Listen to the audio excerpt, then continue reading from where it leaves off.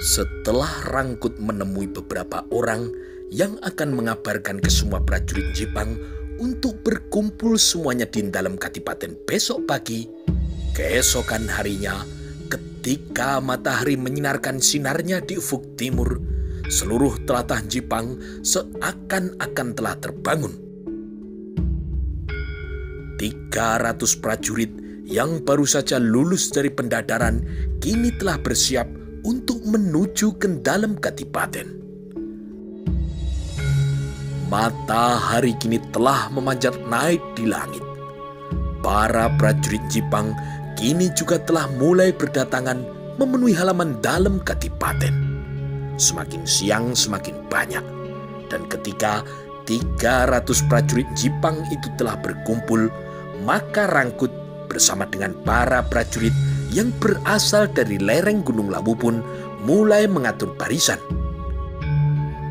Setelah barisan terlihat rapi, maka dari pendopo kadipaten berjalanlah Adipati Jipang Panolan, yaitu Adipati Aryo Penangsang yang diapit oleh Ki Patih Matahun dan seorang abdi sekaligus prajuritnya yang setia, yaitu Rangkut.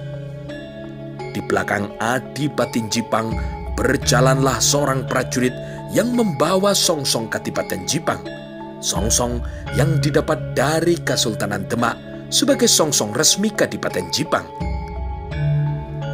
Adipati Aryo Penangsang kemudian naik ke sebuah dingklik yang lebar dan sedikit agak tinggi seperti sebuah panggung kecil, sehingga dapat terlihat dari semua prajurit Jipang yang berada di depan dalam kadipaten. Adipati Aryo Penangsang yang berdiri di atas dingklik yang agak tinggi merasa bangga hatinya ketika ia mengedarkan pandangannya berkeliling. Terlihat para prajurit Jipang yang memenuhi tempat di depan dalam kadipaten. Mereka semua adalah prajurit Jipang. Mereka harus menjadi prajurit yang tangguh. Mereka tidak akan kalah dengan prajurit Kesultanan Demak, apalagi dengan prajurit Kadipaten Pajang, katanya dalam hati. Setelah mengucap salam, maka Adipati Jipang pun berbicara di depan para prajuritnya. Kalian semua adalah para prajurit pilihan yang lulus dan telah dipilih dari 1000 lebih para pemuda yang ikut pendadaran beberapa waktu yang lalu. Prajurit Jipang adalah prajurit yang tangguh, yang akan membela tanah pusaka kita, Jipang Panolan, dengan sekuat tenaga sampai maut memisahkan kita. Terdengar gemuruh sorak-sorai dari para prajurit Jipang yang terbakar semangatnya oleh kata-kata dari Adipati Jipang Panolan itu. Aryo Penangsang kemudian memberi perintah kepada semua prajurit untuk meningkatkan kemampuan tempur mereka dengan rajin berlatih setiap hari. Setelah ini, berlatihlah dengan tekun. Tingkatkan kemampuan olah kanuragan kalian. Aku akan melihat kalian dari atas pendopo kadipaten, kata sang adipati. Sesaat kemudian, setelah selesai memberikan perintah dan petuah, maka Adipati Jipang pun turun dari dingklik dan menuju ke pendopo bersama dengan Ki Patih Matahun, diikuti oleh prajurit pembawa songsong kadipaten. Di pendopo, Adipati Aryo Penangsang duduk di sebuah kursi. Di sampingnya duduk Ki Patih Matahun, sedangkan Rangkut berjalan turun dari pendopo lalu bergabung dengan para soreng yang berasal dari lereng Gunung Lawu. Matahari mulai memanjat semakin tinggi. Para prajurit Jipang masih giat berlatih sehingga membuat bangga sang adipati. Waktu pun terus berlalu dengan teratur. Setiap hari matahari terbit di langit sebelah timur dan tenggelam di sebelah barat. Demikianlah beberapa hari telah berlalu. Adipati Aryo Penangsang pun kini telah berangkat ke kota Rajan Demak dengan menunggang gagak rimang dan memakai keris yang menjadi sifat kandel Kadipaten Jipang, yaitu keris Kiai Setan Kober. Di kota Rajan Demak, Adipati Jipang sebagai pandega pasukan cadangan Kesultanan Demak hanya bisa menunggu perintah dari Senopati Agung. Perintah untuk menyerbu benteng kota Panarukan. Setiap hari yang dilakukannya adalah berlatih meningkatkan kemampuan olah kanuragan dan memperdalam aji kebanggaannya, yaitu aji panglebur jagat. Aku tidak akan memilih lawan. Siapapun nanti Senopati Brangwetan yang menjadi lawanku di Panarukan akan aku hadapi. Sementara itu, di Kadipaten Pajang, Adipati Hadiwijoyo bersama dengan para Nayaka Praja Padang sedang menerima laporan dari seorang prajurit sandi yang baru saja datang dari Panarukan. Jadi, setelah laporan prajurit sandi yang pertama, sampai sekarang pasukan Demak masih terus mengepung Panarukan? Tanya Adipati Hadiwijoyo. Leres Kanjeng Adipati, dari mulai awal pengepungan sampai sekarang sudah lebih dari 1,5 condro, kata prajurit sandi itu. Apakah Kanjeng Sultan Trenggono belum memerintahkan untuk mendobrak pintu benteng? Tanya sang Adipati. Belum Kanjeng Adipati, jawab prajurit itu. Lalu, apakah tidak ada berita penting lainnya? Tanya sang Adipati. Tidak ada Kanjeng Adipati, hanya terlihat pasokan bahan makanan yang terus-menerus datang dari Surabaya, Tuban, dan kota Raja Demak sendiri, kata prajurit yang bertugas di Panarukan itu. Lalu, pasukan Jolopati apakah masih mengepung dari arah laut? Iya Kanjeng Adipati, tetapi yang berada di perahu hanya separuh saja. Sedangkan prajurit Jolopati yang separuh ikut mengepung di darat bersama dengan Tumenggung Siung Laut. Lanjut kata prajurit sandi itu. Baik, kalau tidak ada berita lainnya, silakan kalau kau mau istirahat prajurit, kata Adipati Pajang. Terima kasih Kanjeng Adipati, saya mohon pamit, kata prajurit sandi itu. Setelah itu, maka prajurit sandi itu pun turun dari pendopo dan berjalan lurus ke barat meninggalkan dalam kadipaten. Di pendopo, Adipati Hadiwijoyo masih meneruskan perbincangan dengan para Nayaka Praja Kadipaten Pajang. Kelihatannya Kanjeng Sultan Trenggono ragu-ragu untuk mendobrak pintu benteng itu, kata Adipati Hadiwijoyo mengemukakan pendapatnya. Iya Kanjeng Adipati, kelihatannya Kanjeng Sultan telah menghitung.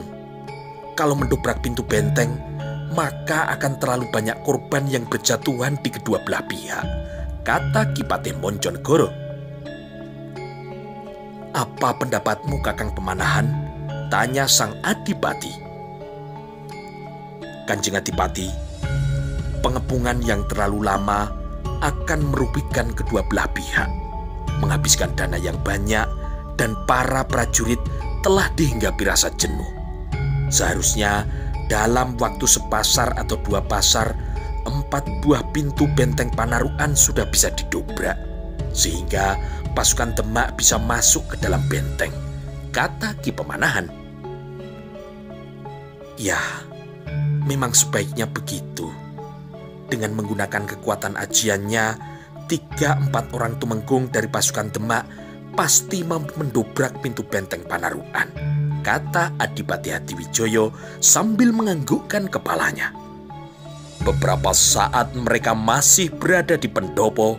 Setelah itu, Adipati Hadiwijoyo masuk ke dalam kamarnya, menceritakan kepada Kanjeng Ratu Mas Cempoko tentang keadaan pasukan Demak yang masih berada di Panarukan. Jadi, sampai saat ini Ayahanda Sultan masih mengepung benteng Panarukan, Kang Mas? Tanya sang ratu. Iya Ratu, masih sama seperti keadaan 1,5 condro yang lalu, kata Adipati Pajang. Demikianlah telah 2 condro sejak bahagian pengantin Adipati Hadiwijoyo menjadi suami dari sang ratu. Kadang-kadang sang ratu diajaknya berlatih naik kuda jinak yang berwarna coklat di halaman belakang. Selama 2 bulan, ternyata keadaan Ratu Mas Cempoko belum juga terlihat tanda-tanda akan menjadi hamil. Yang dapat dilakukan Adipati Pajang adalah menanti kapan suatu saat sang Ratu Mas Cempoko akan bisa mengandung dan bisa mendapatkan seorang putra.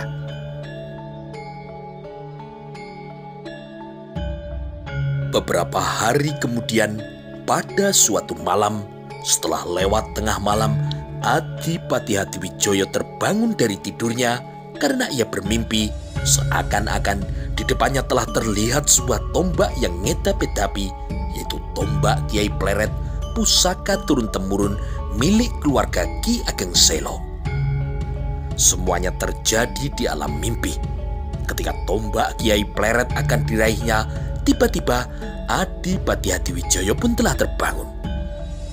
Pada esok harinya, sehari penuh, Adipati Pajang telah terganggu oleh bayangan tombak Kiai Pleret yang tidak mau hilang dari pelupuk matanya. Malam harinya, pada saat sang Adipati berdua dengan Ratu Pajang, maka dengan hati-hati Adipati Hadiwijoyo mengatakan keinginannya kepada Ratu Mas Cempoko. "Nimas Ratu, aku punya keinginan. Mudah-mudahan Nimas Ratu setuju. Kita menjalani berumah tangga sudah lebih dari 2 bulan sejak bahagian pengantin. Tetapi ternyata Nimas Ratu belum juga mengandung. Bagaimana kalau Danang Sutowijoyo, putra dari Kakang Pemanahan, kita ambil sebagai anak angkat?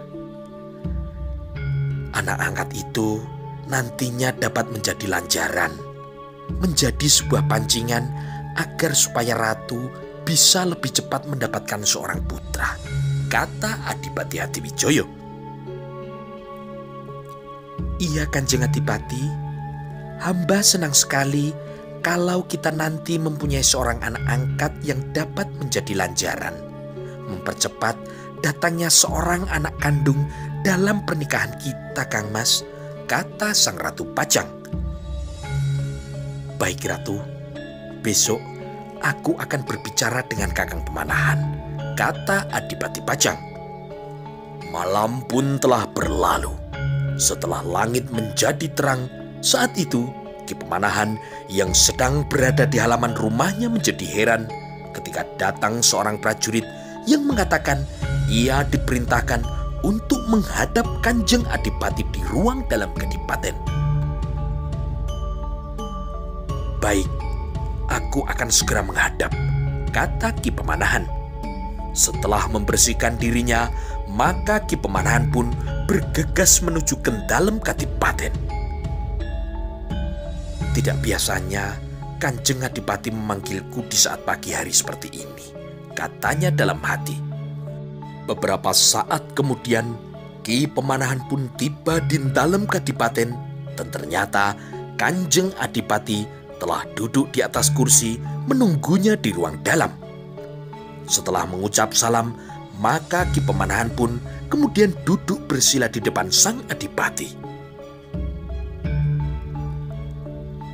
"Kakang Pemanahan, Kakang pasti heran kenapa pagi ini Kakangku panggil ke dalam kadipaten," kata Adipati Hadiwijoyo sambil tersenyum. "Iya Kanjeng Adipati," jawab Ki Pemanahan. "Aku sudah berbicara dengan Kanjeng Ratu. Aku minta tolong kepada Kakang demi terwujudnya keinginanku dan keinginan dari Kanjeng Ratu," kata Kanjeng Adipati. Adipati Hadiwijoyo kemudian melihat ke arah Ki Pemanahan dan dilihatnya saudara seperguruannya itu sedang menundukkan kepala bersiap mendengarkan semua perintahnya. "Kakang Pemanahan, aku berharap putramu Danang Sutowijoyo dapat aku ambil sebagai anak angkatku. Biarlah si Jebeng nanti pindah dari Selo ke Pajang," kata Adipati Pajang. Ki Pemanahan pun terkejut. anaknya yaitu Danang Sutawijoyo diminta untuk dijadikan anak angkat oleh Adipati Pajang. Ini merupakan sebuah kehormatan yang besar bagi keluarga Ki Ageng Selo, kata Ki Pemanahan dalam hatinya. Terima kasih Kanjeng Adipati. Kalau anak saya, Sutawijoyo, akan dijadikan anak angkat, tetapi saya belum bisa menjawabnya sekarang. Biarlah Sutawijoyo sendiri yang menentukan, Kanjeng Adipati, jawab Ki Pemanahan. Baik Kakang, kau bisa segera berangkat ke Selo untuk menemui Danang Sutawijoyo, Kakang Pemanahan, kata Adipati Pajang. Baik Kanjeng Adipati, tetapi apakah saya diperbolehkan memohon sesuatu? Tanya Ki Pemanahan. Katakanlah Kakang, apa keinginanmu? Kalau Jebeng Sutawijoyo berdiam di Pajang, bagaimana dengan pemomongnya yang mengasuhnya sejak kecil, yaitu Kakang Jurumertani? Apakah Kakang Jurumertani juga diperbolehkan untuk ikut pindah ke Pajang? Kata Ki Pemanahan. Adipati Hadiwijoyo tersenyum. Ki Jurumertani bukan seorang yang lemah. Ilmu dari perguruan Selo sudah dikuasainya, tidak berbeda dengan Ki Pemanahan maupun Ki Penjawi. Kalau Ki Jurumertani berada di Pajang, malah bisa menambah kekuatan dari Kadipaten Pajang. Kakang Pemanahan, ajaklah juga Kakang Jurumertani ke Pajang. Sampaikan kepadanya, kalau Kakang Jurumertani mau ikut bergabung ke Pajang, aku akan sangat berterima kasih, kata Adipati Pajang. Sendika dawuh Kanjeng Adipati, kata Ki Pemanahan. Kakang Pemanahan, berangkatlah ke Selo sekarang. Temui putramu Sutawijoyo dan pemomongnya Ki Jurumertani. Ajak mereka ke sini, karena Sutawijoyo akan aku jadikan anak angkat, kata Adipati Pajang. Sendika dawuh Kanjeng Adipati. Apakah Kakang Pemanahan akan berangkat ke Selo sendiri atau dengan Kakang Penjawi? Tanya sang Adipati.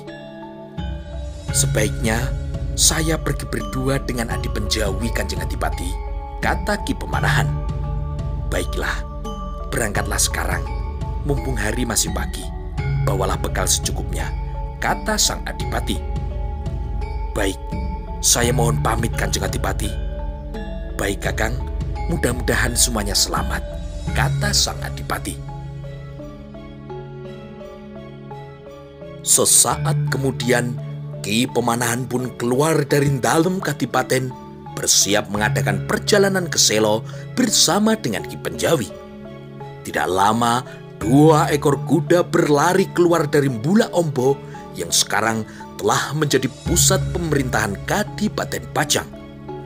2 ekor kuda yang di punggungnya terdapat Ki Pemanahan dan Ki Penjawi terus berlari. Mereka berdua melarikan kudanya menuju ke Selo. Kita lewat mana Kakang Pemanahan? Lewat desa Simo atau sedikit memutar lewat desa Tingkir? Atau kita lewat di sebelah timur hutan Simo? Tanya Ki Penjawi. Kalau kita lewat Simo, apalagi lewat Tingkir, jaraknya terlalu jauh. Kita sekarang menuju ke arah timur, lalu berbelok ke arah timur laut, dan nanti kita akan lewat di sebelah utara Gunung Kemukus, kata Ki Pemanahan. Mereka berdua, Ki Pemanahan dan Ki Penjawi, sudah terbiasa melakukan sebuah perjalanan yang jauh.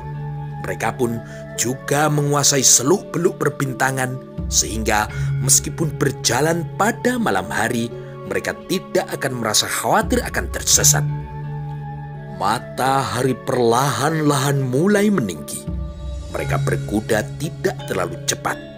Setelah melewati di sebelah timur hutan Simo, dan ketika mata memandang ke sebelah selatan, tampak sebuah bukit yang tinggi, bukit yang bernama Gunung Kemukus yang berdiri tegak di belakang mereka.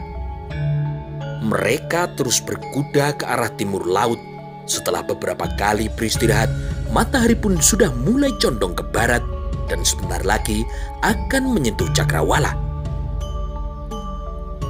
Kita bermalam di sini atau berjalan terus Kakang Pemanahan? Tanya Ki Penjawi. Ki Pemanahan kemudian memandang di sekelilingnya. Lalu dipandangnya 2 ekor kuda yang kelelahan setelah berlari seharian itu. Sebaiknya kita bermalam di depan, yang di sebelahnya ada sebuah sungai yang mengalir itu, kata Ki Pemanahan. Ketika matahari hampir tenggelam, mereka pun telah beristirahat di sebuah tanah yang kering di pinggir sungai dan tidak banyak yang mereka lakukan. Badan yang lelah setelah melakukan perjalanan yang jauh membuat mereka mudah sekali tertidur. Ketika malam yang gelap telah berganti menjadi terang, sinar matahari pun kini sudah mulai memancar menyilaukan mata. Maka mereka berdua kemudian membersihkan dirinya, bersiap-siap untuk melanjutkan perjalanan menuju ke Selo yang sudah tidak terlalu jauh lagi. Matahari pun mulai meninggi. 2 ekor kuda itu pun semakin mendekati desa Selo yang tidak terlalu jauh dengan desa Tarup. Sebelum matahari mencapai puncaknya, kita sudah akan sampai di Selo, kata Ki Penjawi. Sebelum tengah hari, kedua kuda itu kini telah memasuki batas desa Selo. Kita langsung pulang ke rumah kita atau bertemu dulu dengan Ki Ageng Selo, Kakang? Tanya Ki Penjawi. Sebaiknya kita pulang dulu ke rumah. Nanti sore menjelang matahari terbenam, kita bertemu dan berbicara di rumah Eyang Selo, kata Ki Pemanahan. Perlahan-lahan keduanya kini menjalankan kudanya menuju ke rumah mereka masing-masing. Sore harinya, ketika lembayung senja telah membayang, Ki Pemanahan terlihat sedang berjalan menuju ke sebuah rumah yang paling besar di desa Selo. Rumah itu adalah rumah dari Ki Ageng Selo. Langkah kaki Ki Pemanahan terayun ringan ketika ia memasuki regol rumah yang dihuni oleh eyangnya itu. Dari regol, Ki Pemanahan berjalan lurus, kemudian ia pun naik ke pendopo. Di pendopo telah duduk di atas tikar eyangnya, yaitu Ki Ageng Selo. Lalu di sampingnya duduk pula ayahnya, yaitu Ki Ageng Selo. Lalu adik angkatnya, yaitu Ki Penjawi yang telah datang lebih awal di rumah itu. Silakan duduk Pemanahan, kata eyangnya Ki Ageng Selo yang telah melihat kedatangannya. Setelah mencium tangan ayah dan eyangnya, maka Ki Pemanahan pun kemudian duduk di sebelah Ki Penjawi. Suasana di pendopo menjadi sedikit agak terang karena telah dipasang sebuah lampu minyak. Penjawi juga baru saja datang Pemanahan, kata eyangnya. Ki Pemanahan memandang eyangnya yang saat itu telah terlihat semakin tua dan rapuh. Eyangnya, Ki Ageng Selo, dulu semasa masih muda pernah menggemparkan seluruh tlatah Kesultanan Demak karena mempunyai kecepatan gerak yang luar biasa sehingga mampu menangkap petir. Bagaimana? Kau selamat Pemanahan? Tanya eyangnya. Atas pangestu eyang dan ayahanda, saya dan Adi Penjawi dalam keadaan selamat, jawab Ki Pemanahan. Kapan kalian berangkat dari Pajang? Tanya Ki Ageng Selo. Kemarin pagi, eyang. Apakah ada titah Kanjeng Adipati Hadiwijoyo untukku? Tanya Ki Ageng Selo. Tidak ada perintah Kanjeng Adipati untuk Eyang Selo. Hanya ada satu permintaan dari Kanjeng Adipati untuk Danang Sutawijoyo. Tetapi di mana Jebeng Sutawijoyo sekarang? Tanya Ki Pemanahan. Hari ini Sutawijoyo pergi berlatih olah kanuragan. Ia pergi berdua dengan Juru Mertani. Biasanya sebelum matahari terbenam, mereka sudah sampai di rumah. Entah kenapa, sampai saat ini mereka belum juga pulang, kata Ki Ageng Selo. Ki Pemanahan mengangguk-anggukkan kepalanya. Putranya, yaitu Danang Sutawijoyo, memang diminta oleh eyang buyutnya untuk tidur di rumah eyangnya. Apakah mereka berdua naik kuda, Eyang? Tanya Ki Pemanahan. Ya, tetapi kadang-kadang mereka juga berjalan kaki. Berita apa yang kau bawa, Pemanahan? Ada apa dengan cucu buyutku Sutawijaya? Tanya Ki Ageng Selo. Iya, Eyang. Ada sedikit permintaan dari Kanjeng Adipati untuk Sutawijaya, kata Ki Pemanahan. Belum selesai Ki Pemanahan berbicara, terdengar derap kaki kuda, dan beberapa saat kemudian dari depan regol masuklah 2 ekor kuda ke halaman rumah Ki Ageng Selo. Kedua penunggangnya, salah seorang di antaranya naik kuda sambil membawa tombak. Ia terkejut ketika mengetahui di pendopo ada beberapa orang yang sedang berkumpul. Keduanya kemudian menambatkan kudanya lalu bergegas menuju ke pendopo. 2 orang pembantu di rumah Ki Ageng Selo kemudian datang dan membawa 2 ekor kuda itu ke halaman belakang rumah. Melihat di sana ada Ki Pemanahan, Sutawijaya kemudian mencium tangan ayahnya dan tangan pamannya, yaitu Ki Penjawi, sambil berkata, Romo, kapan Romo dan Paman Penjawi tiba dari Pajang? Sudah dari tadi siang, Sutawijaya, jawab Ki Pemanahan. Kau bersihkan dirimu dulu, Jebeng. Setelah itu, duduklah di sini. Ada beberapa hal yang akan kita bicarakan, kata Ki Ageng Selo. Sutawijaya bersama dengan Ki Jurumertani lalu berjalan ke Pakiwan untuk membersihkan dirinya. Beberapa saat kemudian, setelah selesai membersihkan dirinya, maka Sutawijaya dan Jurumertani kemudian duduk di pendopo bersama yang lain.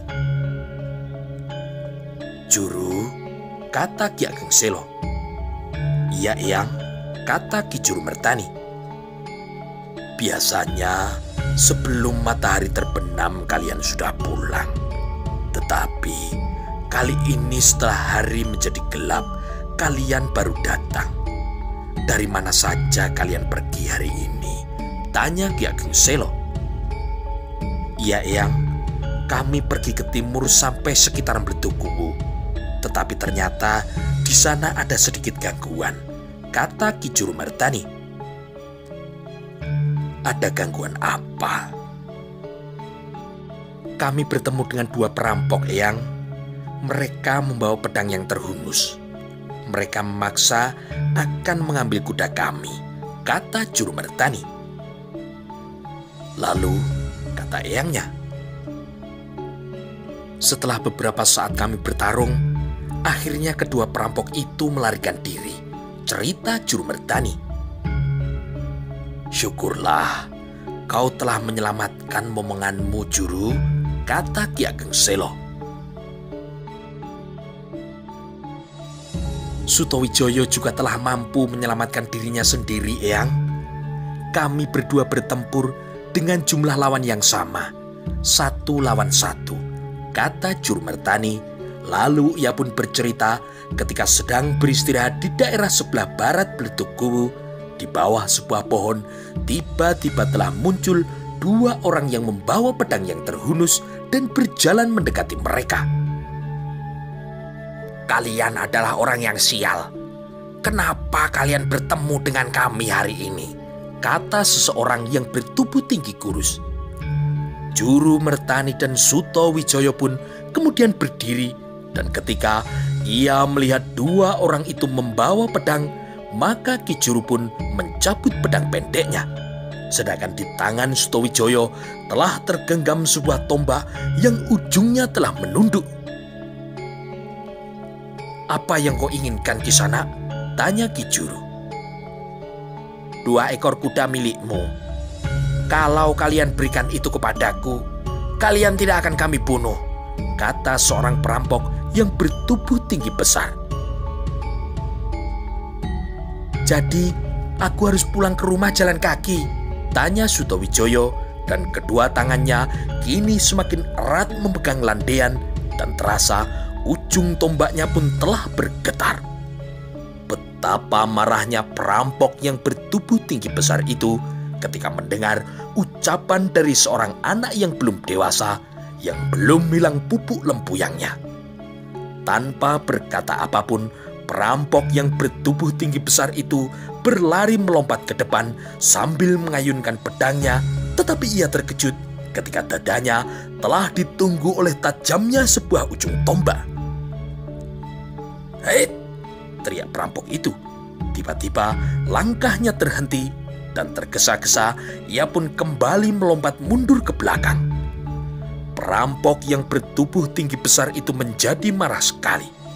Bertahun-tahun ia telah menjadi perampok di sekitar daerah Bletuku ke timur sampai ke Telatan Jipang, dan baru kali ini ia terpaksa melompat mundur hanya karena acungan sebuah ujung tombak yang bergetar mengancam dadanya. Dengan cepat, perampok itu segera mempersiapkan dirinya, dan sesaat kemudian ia pun menyerang dengan ayunan pedang yang mendatar. Kini Sutowijoyo menyambutnya dengan serangan ujung tombaknya yang selalu bergetar, sehingga arahnya menjadi sulit ditebak. Sesaat kemudian terjadilah pertarungan 1 lawan 1 antara perampok yang bertubuh tinggi besar melawan seorang anak yang belum dewasa. Pedang perampok itu berkelebat mengancam leher, kemudian berubah menusuk perut lawannya, tetapi lawannya adalah Sutowijoyo, cucu buyut dari Ki Ageng Selo yang mampu bergerak secepat kilat.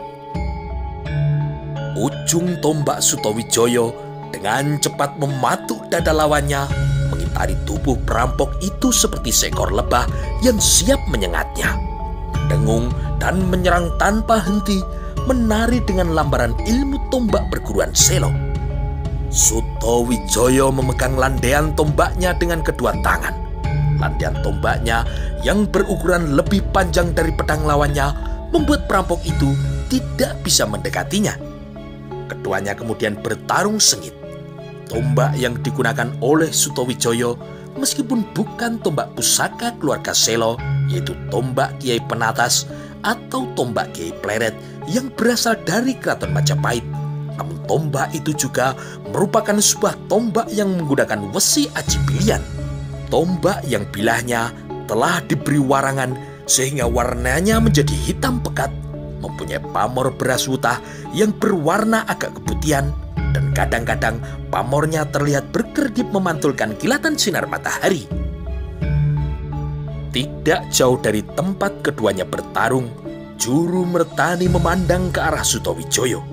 Dilihatnya, anak yang dimomongnya itu telah mampu melawan seorang perampok dengan keseimbangan yang baik. Perampok lainnya yang bertubuh tinggi kurus juga telah siap bertarung. Ia pun kini mulai menggerakkan tangannya dan pedangnya juga diayunkan ke arah lawannya. Tetapi Juru Mertani tidak mau menjadi sasaran pedang lawannya, maka sekejap kemudian Juru Mertani pun menggerakkan pedang pendeknya menyerang ke arah leher lawannya. Perampok itu pun menyambut serangannya. Pedangnya menyelinap di antara serangan lawannya, tetapi beberapa saat kemudian ia merasakan sebuah tekanan yang berat dari lawannya. Juru Mertani yang berpacu dengan waktu terus menekan perampok yang bertubuh kurus itu. Ia tidak mau kalau momongannya, yaitu Sutowijoyo, terluka karena terkena senjata lawannya. Ilmu pedang perguruan Selo dimainkan dengan kekuatan penuh, mengurung dan menekan permainan pedang lawannya. Matahari yang memancarkan sinarnya terus bergerak ke arah barat, seakan tidak peduli dua lingkaran pertarungan di dekat Bletuku. Tidak lama kemudian, Juru Mertani ingin mengakhiri pertarungannya, maka perampok yang bertubuh kurus itu diserangnya dengan sebuah putaran pedang yang cepat. Perampok itu mundur selangkah ke belakang. Kepalanya menjadi pening melihat ujung pedang lawannya seperti asap yang menempel di pedangnya. Dan sebelum ia sadar sepenuhnya, pangkal pedang di dekat pergelangan tangannya terkena pukulan pedang lawannya sehingga tangannya menjadi bergetar. Belum sempat jari-jari tangannya memperbaiki pegangannya, sekali lagi pedangnya dipukul oleh pedang lawannya sehingga pedangnya menjadi terlempar jatuh ke tanah. Jantung perampok itu berdegup kencang. Ia segera melompat jauh ke belakang, lalu terdengar ia bersuit nyaring, dan secepat kilat perampok itu pun melarikan diri ke arah timur. Perampok lainnya yang bertubuh tinggi besar terkejut ketika mendengar suitan nyaring. Ketika ia menengok ke arah temannya, ternyata temannya telah melarikan diri, dan tanpa berpikir panjang, ia pun juga segera lari menyusul temannya yang berlari ke arah timur. Juru Mertani pun kemudian memungut pedang perampok yang jatuh ke tanah itu, kemudian mendekati Sutowijoyo dan bertanya kepadanya, "Kau baik-baik saja, Danang?" "Iya, Siwojuru, aku tidak apa-apa," kata Danang Sutowijoyo.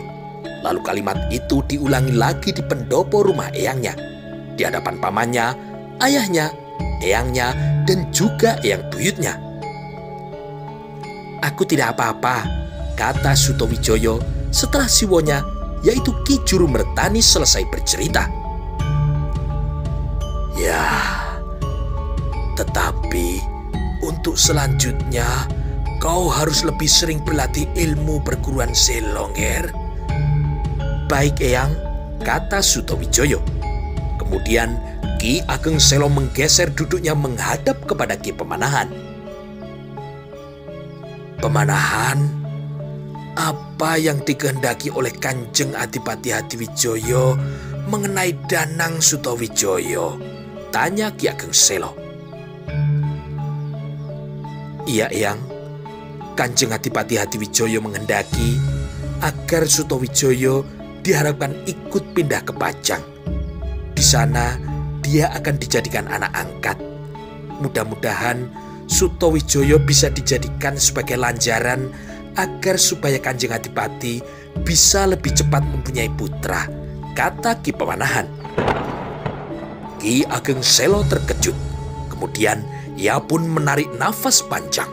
Teringatlah ia kepada perkataan Kanjeng Sunan Giri beberapa puluh warsa yang lalu, bahwa salah seorang keturunannya kelak akan menjadi seorang raja di tanah Jawa. Mudah-mudahan Sutowijoyo kelak bisa mukti wibowo.